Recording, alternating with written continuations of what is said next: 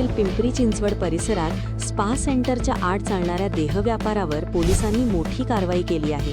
या कारवाईमुळे परिसरात खळबळ उडाली आहे। मिळालेल्या माहितीनुसार पोलिसांना गुप्त माहिती मिळाली होती की काही स्पा सेंटरमध्ये मसाजच्या नावाखाली अवैध देहव्यापार चालवला जात आहे। त्यानंतर गुन्हे शाखा आणि अँटी ह्युमन ट्रॅफिकिंग युनिटच्या पथकाने सापळा रचला। पोलिसांनी बनावट ग्राहक पाठवून आधी खात्री केली आणि त्यानंतर रिच स्पासह काही स्पा सेंटरवर छापा टाकला। छाप्यात 3 महिलांना मुक्त करण्यात आले, ज्यांना पैशाचे आमिष दाखवून किंवा जबरदस्तीने या व्यवसायात ढकलले जात असल्याचा संशय आहे। या प्रकरणात स्पा सेंटरचा व्यवस्थापक आणि संबंधित लोकांवर गुन्हा दाखल करण्यात आला आहे। महिलांना सुरक्षित ठिकाणी पाठवण्यात आले असून पुढील तपास सुरू आहे। पिंपरी चिंचवड पोलिसांनी गेल्या काही महिन्यात अशा प्रकारच्या स्पा, लॉज आणि हॉटेल्सवर मोठ्या प्रमाणावर कारवाई सुरू केली आहे। अनेक ठिकाणी छापे टाकून देहव्यापाराचे रॅकेट उद्ध्वस्त करण्यात आले आणि संबंधित मालक व्यवस्थापकांवर गुन्हे दाखल करण्यात आले आहेत। नागरिकांनी अशा संशयास्पद प्रकारांची माहिती त्वरित पोलिसांना देण्याचे आवाहन करण्यात आले आहे।